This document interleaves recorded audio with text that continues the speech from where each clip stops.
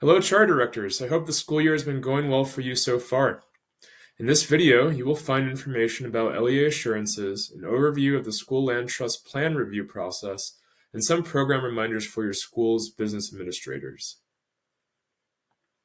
If you would like a copy of this presentation, you can scan the QR code on the screen or click on the link provided for the slides in this presentation. First, our team would like to share a few reminders in regards to LEA assurances. These assurances are a vital document for program participation and serve as a formal declaration by your LEA confirming that the School Land Trust program has been implemented correctly. The assurance's purpose is to provide local oversight, compliance verification, and ensure funding readiness while minimizing the number of compliance findings. The assurance also ultimately serves as a final check at the local level to ensure that the school land trust program is operating effectively, that participating schools are compliant with regulations, and ready to utilize SLT funds to improve student achievement. When you submit your LEA assurance, you are affirming that the following program requirements have been completed for each school. First, training has been provided to the school's governing boards, business administrators, and charter trust land council. Second, charter trust land councils have been formed either by the governing board acting as the school's charter trust land council or through an election as guided by the election procedures established by your charter's governing board.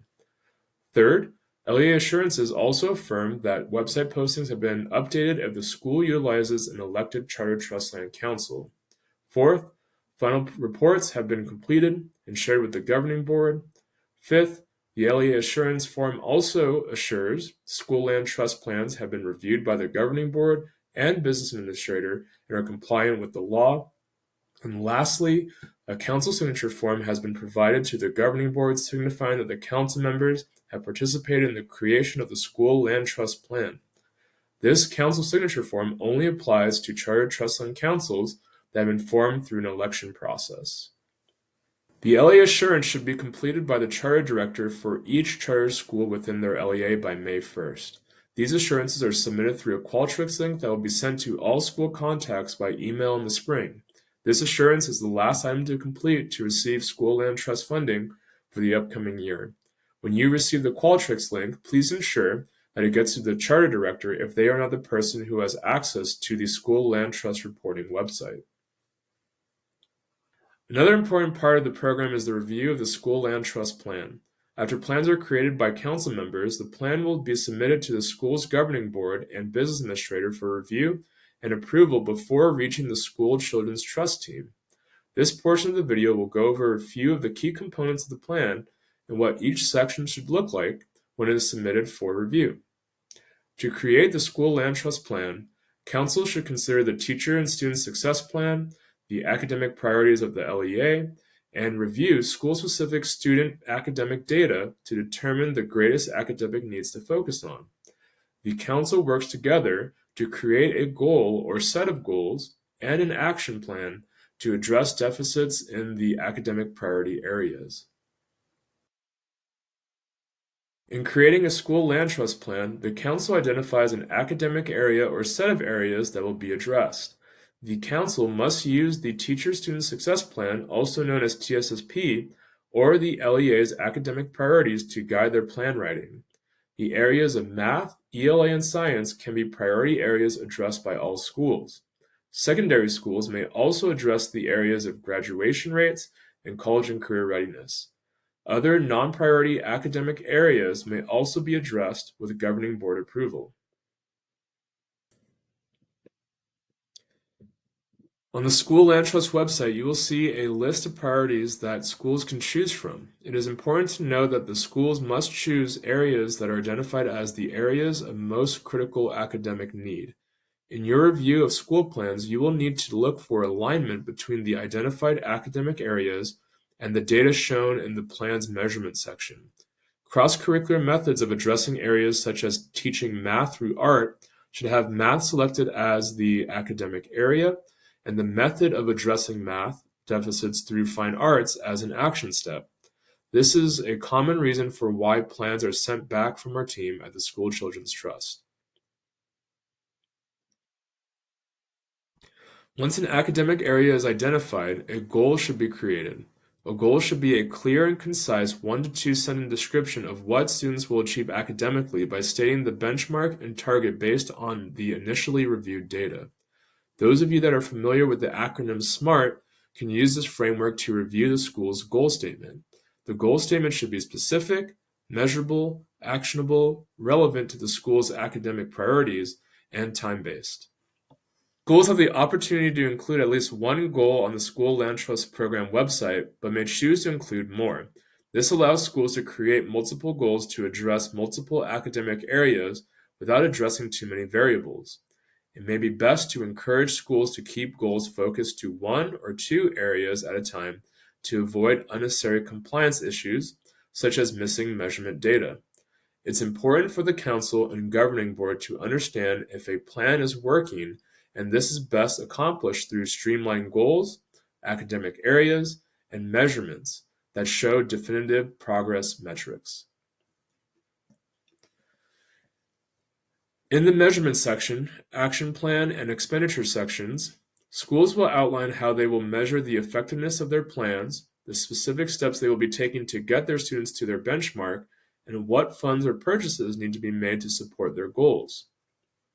When reviewing the school's measurement section, it is important to make sure that the school has clearly stated what types of academic indicators they use to identify areas of critical academic need, and how the data will be used to measure student achievement as the plan is being implemented. It is recommended to choose only 1 or 2 meaningful data points for measurements.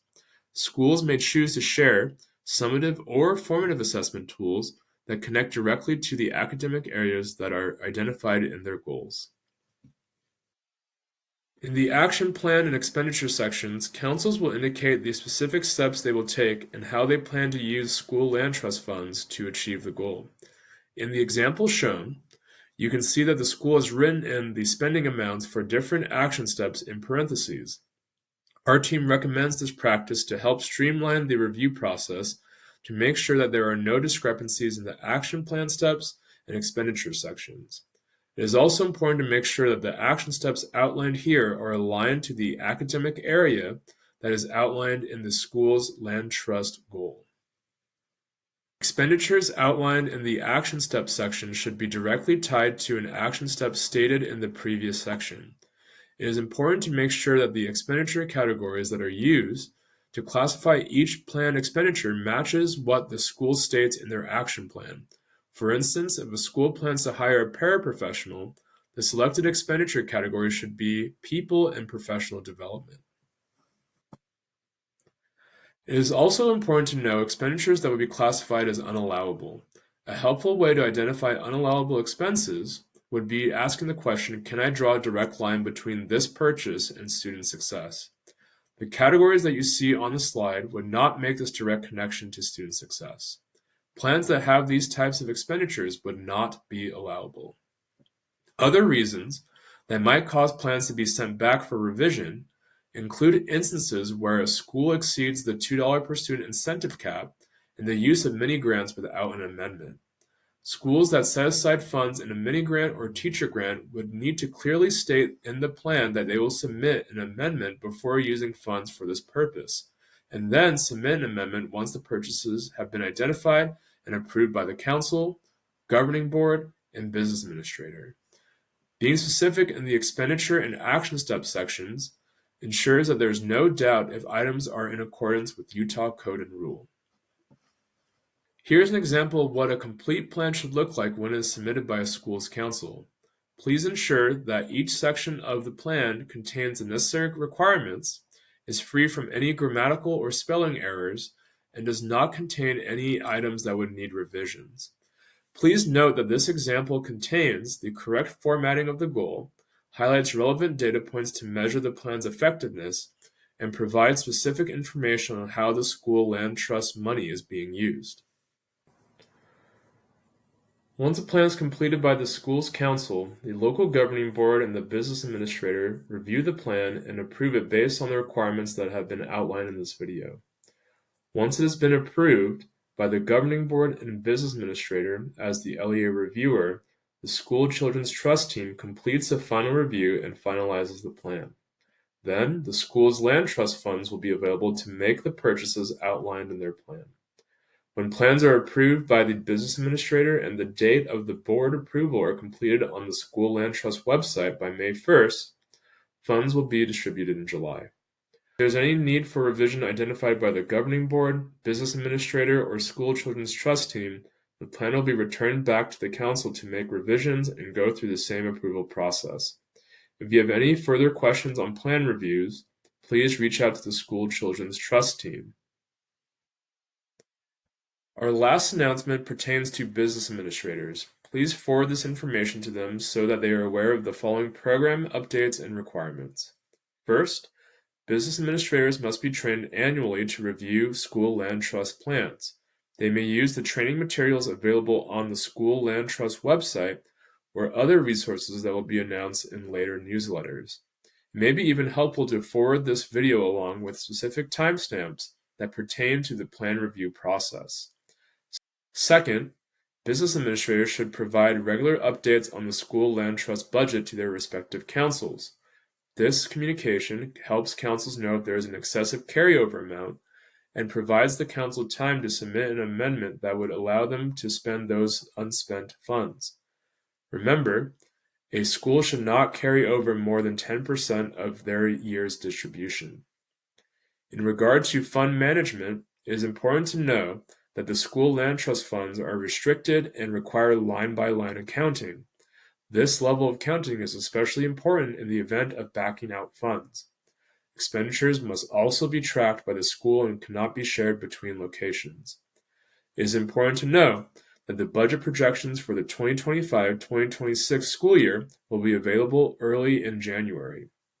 Other key dates and tasks for business administrators include going into the SLT reporting website as soon as possible and setting deadlines for principals and directors to submit their final reports and upcoming plans on the School Land Trust Program website.